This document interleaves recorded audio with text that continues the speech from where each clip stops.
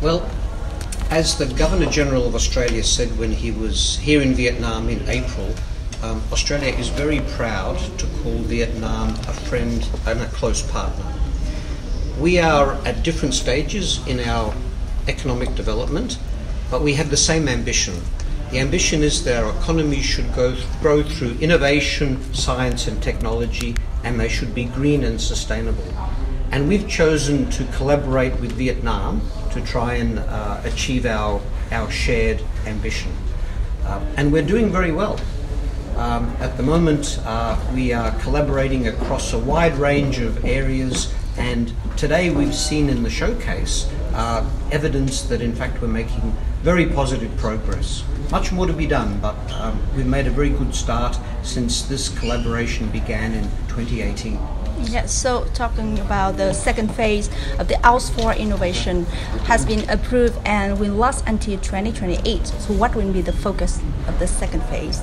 And what are the new aspects comparing to the first phase?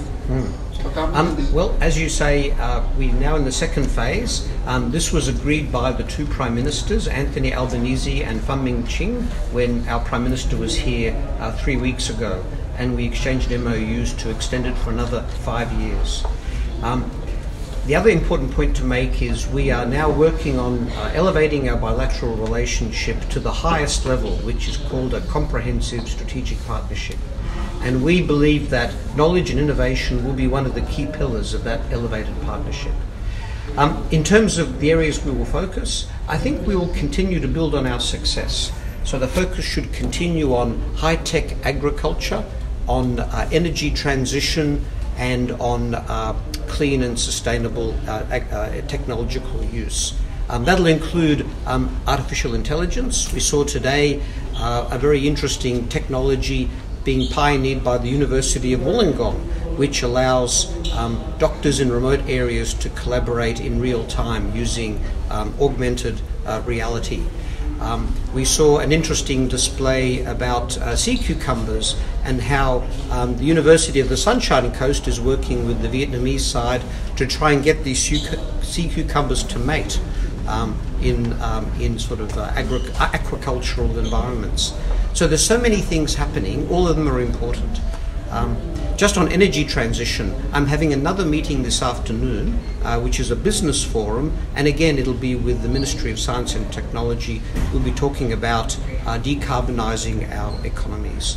So we're going to be building on success rather than coming up with something different, because the areas we are already focusing on are so important for Vietnam and for Australia. Yeah, so we're looking forward for those potential projects. So for the first question, Vietnam is considered one of the 17 countries in Australia's priority list of cooperation in the field of science, technology and innovation. So what are the reasons for this priorities? The risks or the reasons? The reason why Vietnam is chosen as one of 17 countries in Australia priorities for cooperation in innovation and technology. Well, there's a few good reasons. First of all, our collaboration with Vietnam is now 50 years old, so we know each other very well, and we have developed a high degree of trust between Australia and Vietnam. Secondly, Vietnam is the fastest growing economy in Asia, maybe the fastest growing economy in the world. You are 100,000 people now, young, innovative, energetic, smart. Why wouldn't we choose Vietnam as a partner? A third reason is we are moving into uncertain times. You read in the newspapers that there is war elsewhere in the world, there are tensions in this part of the world. We've seen Vietnam as a stabilizing factor. We think to have a peaceful, prosperous Indo-Pacific, we need a peaceful, prosperous Vietnam. So we want to invest in Vietnam because we believe Vietnam's role will be very important in ensuring peace, security and stability in the broader region. And I guess the last reason is, we have a very big Vietnamese community in Australia. If you go to Melbourne, Vietnamese is the second most popular language after English, which is amazing, right? So we know each other already very well, and we want to continue this friendship and we want to make the friendship real. So that's another reason why we've selected Vietnam as one of our most important collaboration partners. So from your point of view, what should Vietnamese government do to attract more Australian businesses to participate in innovation fairs in the country? Well, I think the Vietnamese government really is on top of this. So as I just said in that meeting, the very first important conference I attended in Vietnam was one on artificial intelligence, hosted by Minister Da. And that same day, the second meeting that I attended in Vietnam was a forum that was Australian and Vietnamese together, chaired by Prime Minister Pham Minh Chinh, and it was about how to commercialize innovation and science. So from my very first days in Vietnam, I've understood that the Vietnamese government has made this a priority. I don't think there's a problem there. Of course, it's not easy. The journey of innovation is not easy. It requires reform, it requires changing the way government does business in some cases. We need to make things easier for businesses to try and reduce the regulatory burdens and the complexity of coming into a market and engaging in commercial risk. But the Vietnamese side knows that, and I think they're working on it. So we are very optimistic. I'm very optimistic.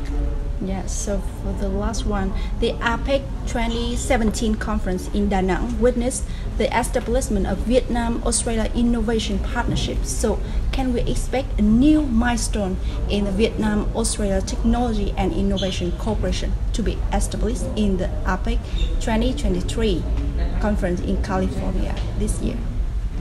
I don't think we need that because we established that 3 weeks ago.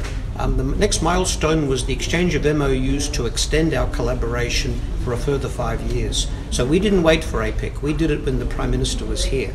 And we will continue with that for the next 5 years. And I was asked a question by someone earlier today, is CSIRO's presence, that's our science and technology agency, is their presence here in the embassy in Vietnam temporary or permanent? And I just said there in the conference that it's permanent. This will go beyond the next 5 years because innovation never stops. Yes, once again, thank you for your answer. Thank you. And let me just say again, as I said in the conference, the role of the media in explaining technology and innovation to ordinary people is really important. You have to interpret what's happening and explain it in a way that people will understand and support it. So thank you for your interest in this.